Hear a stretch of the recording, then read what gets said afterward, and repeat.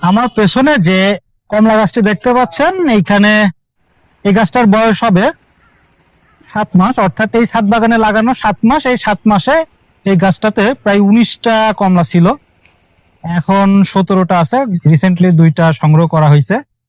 তো আসলে এরকম আরো অসংখ্য গাছ এই ছাদে আছে এবং প্রত্যেকটা গাছের নিত্য নৈমিত্তিক কাহিনী আছে এবং প্রত্যেকটা গাছ একটা গাছ থেকে ভিন্ন। আজকে আমি যেখানে অবস্থান করতেছি এইটা একজন শৌখিন কৃষি উদ্যোক্তার ছাদ বাগান।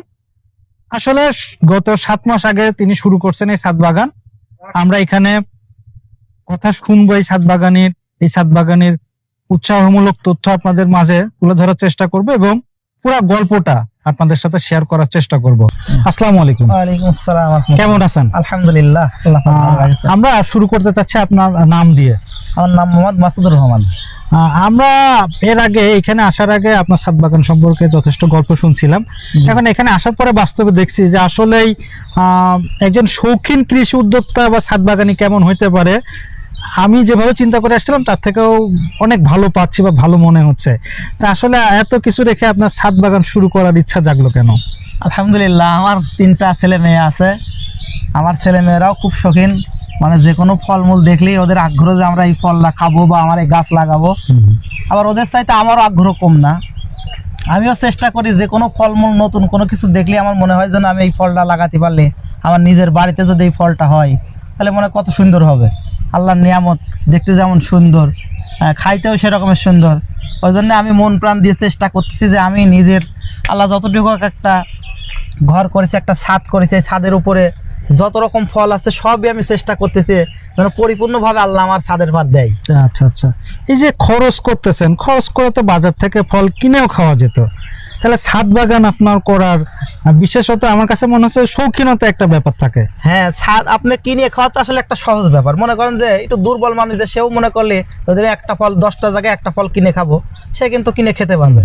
আর নিজের বাড়িতে থাকা নিজের গাছের তরুতাজা একটা ফল যখন সামনের পাশ ঝলবে, আপনি এর চাইতে কত মানে কি আর আল্লাহ শুকরিয়া আদায় করা যায়।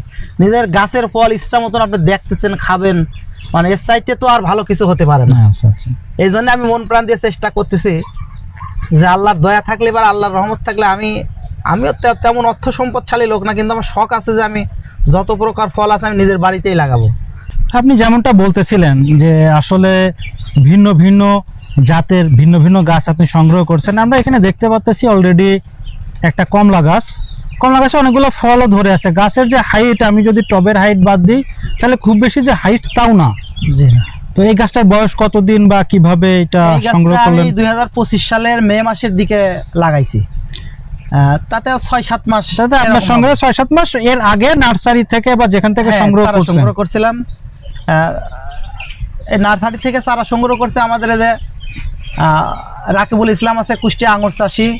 ওর মাধ্যম দিয়ে আমি যতগুলো গাছ ওর মাধ্যমে সবাই মানে সবগুলোই আমি সংগ্রহ করি। তার মানে আপনার এই ছাদ বাগানের বড় একটা কৃতিত্ব কুষ্টিয়ার আঙুর চাষি যে নার্সারি বলি বা বীজ বা চারা উৎপাদন কেন্দ্র, সেইখান থেকে আপনি সংগ্রহ করে ছাদ বাগানটা শুরু করছেন।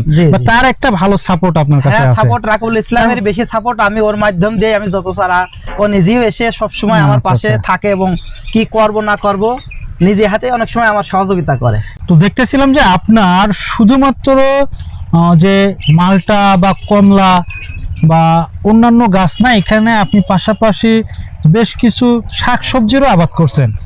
আমি যতটুকু বুঝি বা আপনার এগুলো দেখে যতটুকু মনে হয়েছে, হয়তো আপনার পারিবারিক পুরো চাহিদাটা পূরণ হবে না, কিন্তু শখের যে একটা বহিঃপ্রকাশ সেইটা আমি এখানে পাচ্ছি। প্রত্যেকটা ট্রের হিসাব করলে এখানে যথেষ্ট টাকা খরচ করা হয়েছে, যেটা আসলে শৌখিন মানুষ ছাড়া সম্ভব না। তো আমরা প্রত্যেকটা গাছের পরিচয় আপনার কাছ থেকে নেওয়ার চেষ্টা করব এবং এর মাঝেই আমরা চাই যে আপনার যে এই ছাদ বাগান করার মূল উৎসাহিতকরণ যে ব্যক্তি করছে, রাকিবুল ইসলাম ভাই, কুষ্টিয়া আঙুর চাষি, ওনার সাথে একটু কথা বলার চেষ্টা করব। আসসালামু আলাইকুম ভাইজান। ওয়ালাইকুম আসসালাম ওয়া রাহমাতুল্লাহ। শুনতেছিলাম যে আমাদের যে ছাদ বাগানের ছাদে আজকে আমরা অবস্থান করতেছি, এই ছাদ বাগানের অনুপ্রেরণার একটা বড় অংশ আপনি। জি জি জি। তো আসলে আপনার শুরুটা কিভাবে ছিল সেটা আমরা আপনার পর্বে যে শুরু করব, আপনাকে নিয়ে আমরা যখন আলাদা একটা প্রতিবেদন করব সেখানে শুনবো। তা আজকে চাচ্ছি যে ইনাকে আপনার উৎসাহিত করা বা এই ছাদ বাগানের পেছনে আপনার সময়। আসলে আমি 2018 সাল থেকে আঙ্গুরের জাত নিয়ে কাজ করি, আঙ্গুর নিয়ে কাজ করি। তখন হচ্ছে দেশাল যে আঙ্গুরগুলা ছিল সেই আঙ্গুরগুলা আমি ওইটা একটা জাত সংগ্রহ করি। একটা জাত সংগ্রহ করার পরে আমি মাথার ভিতরে একটা ঘোর পেঁচ খেলে যে আঙ্গুর বাংলাদেশে যদি এইটা হয় তাহলে বিদেশি আঙ্গুরগুলো হবে না কেন। তখন আমি অনেক ধরনের বিদেশে যারা আমাদের প্রবাসী আছে ভাইয়েরা আছে তাদের সাথে যোগাযোগ করি। যোগাযোগ করে ইউক্রেন, রাশিয়া, জর্ডান, তারপরে চায়না, তারপর অস্ট্রেলিয়া, তারপর এই সমস্ত কিছু জায়গা থেকে আমি অনেকগুলো ভ্যারাইটিস সংগ্রহ করি। এখন বর্তমানে আমার কাছে 100+ প্রজাতির আঙ্গুরের জাত আছে, যেগুলো তার মানে বিভিন্ন বলা যেতে পারে যে বাংলাদেশের যতগুলা ভেরিয়েন্ট পসিবল তার ম্যাক্সিমামই আপনার কাছে আছে। ম্যাক্সিমামই আমার কাছে আছে। এখানকার সবই কি আপনি চারা উৎপাদন করে সেল দিচ্ছেন না পরীক্ষামূলক ভাবে? আসলে অনেকগুলা গাছ যেমন ইন্ডিয়া থেকে কিছু জাত নিয়ে আসা, মানিক চামন সিডলেস, ভিএইচডি সিডলেস, সুপার সোনাকা, যেগুলো হচ্ছে ইন্ডিয়ান যে লম্বা আঙুরগুলো এখন বাজারে আসবে, সেইগুলো আসলে বাংলাদেশের আবহাওয়ায় সেই রকম হচ্ছে না, যার জন্য গাছগুলো কেটে ফেলা লাগছে। এবং বেশিরভাগই আপনার হচ্ছে ইটালিয়ান যে জাতগুলো আছে ইটালি, তারপরে হচ্ছে আপনার হচ্ছে ইউক্রেনের যে জাতগুলো আছে, অস্ট্রেলিয়া, রাশিয়া, বিশেষ করে রাশিয়ার যে জাতগুলো আছে, এইগুলো বাংলাদেশের আবহাওয়া এবং চায়নাগুলো ভালো। যদি মানে এখন বলতে যাই যে আসলে আপনাকে নিয়ে যদি আমি পুরা জাত বিভাজন বা পুরা আঙুরের একটা প্রতিবেদন করতে চাই, আপনাকে নিয়ে আমার কয়েকটা পর্ব করতে হবে। তো সেই ক্ষেত্রে এইখানে এই মুহূর্তে আমি আর আপনার ব্যাপারটা দীর্ঘায়িত করব না, কারণ আপনাকে নিয়ে আমার প্রচুর কাজ করতে হবে। তো ইনশাল্লাহ এইরকম ছাদ বাগানি তো আপনি আরো ইনশাল্লাহ তৈরি করবেন, আরো পরামর্শ দিবেন, আরো সবাইকে হেল্প করবেন। আর ইনশাল্লাহ কুষ্টিয়া আঙ্গুর চাষের মাধ্যমে আমরা বিভিন্ন ধরনের নতুন নতুন চারা পাবো ইনশাল্লাহ। তো আজকে যেহেতু আমরা এই ছাদ বাগানের তথ্য তুলে ধরবো, তো আমরা ছাদ বাগানের যে মালিক আছে তার সাথে আমরা প্রত্যেকটা গাছের পরিচয় বা কিভাবে সংগ্রহ করছে সেটা জানার চেষ্টা করব। তো আমরা ইনশাল্লাহ সেই ধাপে চলে যাব। আচ্ছা, আমরা অন্যান্য গাছের সাথে দেখতেছিলাম যে আপনার ছাদ বাগানে টমেটো গাছ, আসলে এটা বিশেষত্ব কি? China tomato. এটা কি আপনি চারা সংগ্রহ করছিলেন? আমি অনলাইন থেকে বীজ সংগ্রহ করছিলাম। তার মানে বীজ থেকে আজকে আপনার এত আমি বড় করা। নিজেই হচ্ছে বীজটা রোপণ করে মানে চারাটা তৈরি করে নিছি। আচ্ছা, দেখেন গাছটা কত সুন্দর। মানে আমি আসলে এই গাছটা দেখলাম যে একেবারে খুব তরতাজা এবং অনেক সুন্দর সুন্দর। ঠিক আপনার পেছনে দেখতেছি এটা 3 গাছ। হ্যাঁ, এটা কোরআনে বর্ণিত সেই 3 ফল। দেখেন আল্লাহর কি নিয়ামত আর কিভাবে দেখেন ধরছে। অনেক গাছের বয়স্কল বেশি দিন। দেখেন প্রত্যেকটি মাথায় খালি ফল আর ফল, মানে গাছ অনুসারে ফল যথেষ্ট। মাথায় কত সুন্দর ফল। আমি যদি গুনতেও যাই ওটা 4টা 2টা 6টা 6 3 9টা 10টা 1টা 2টা 3টা 4 4 5 6 7 8 8 9 10 11 12 একটা 13 14 15 16টা। মানে পেছনে এটা দেখতে পাচ্ছি পাতাটা ঠিক আসলে সাইট্রাস জাতীয় গাছের মতো। হ্যাঁ, এটা কিন্তু একটু আনকমন। এটা হচ্ছে ভেরিকেটেড মালটা। আচ্ছা আচ্ছা, এটা হলুদ হয়ে যায় জন্মলগ্ন থেকে হলুদ, মানে সবুজ না, এই পাতাটার মধ্যে একটা পাতার মতনই হয়। হ্যাঁ হ্যাঁ, অরিজিনালে পাতার মতনই গায় এবং দাগ দাগ হয়। ঠিক আছে, ভেরিকেটেড মালটা এবং খুব বেশি। আচ্ছা আচ্ছা। আমরা ঠিক এর পেছনে দেখতেছিলাম আরেকটা গাছ। এই গাছটা সম্ভবত 1-2 দিন হলো লাগানো হয়েছে, যার কারণে এখনো জল সেট হয় নাই। এটা জলপাই গাছ। আচ্ছা আচ্ছা, তার মানে প্রত্যেকটাই একেবারে লোকাল কোনো জাত না, প্রত্যেকটাই ভেরিয়েন্ট, ভালো ভেরিয়েন্টের মালটা। আচ্ছা আচ্ছা, এটা হচ্ছে আপনার জাপানের জাতীয় ফল, জাপানের জাতীয় ফল পার্সিমন। আচ্ছা আচ্ছা, এটার খুব আমরা নাম শুনছি, প্রতিবেদন দেখছি। দেখেন অলরেডি একবার ফল সেটআপ হয়েছিল। ঠিক আছে, আবারও দেখেন পাতা, একটা গাছ এখন দেখেন আবার পাতা নাই বেরোতে, দেখেন আবার ফুল চলে আসছে। দেখছেন প্রত্যেকটি করে আচ্ছা আচ্ছা, তার মানে আমরা আশা করতেছি এবারও যথেষ্ট একটা আসবে। আমাদের পরবর্তী প্রতিবেদনে আমরা এই ফলটা সংগ্রহ করে খেয়ে দেখবো ইনশাআল্লাহ।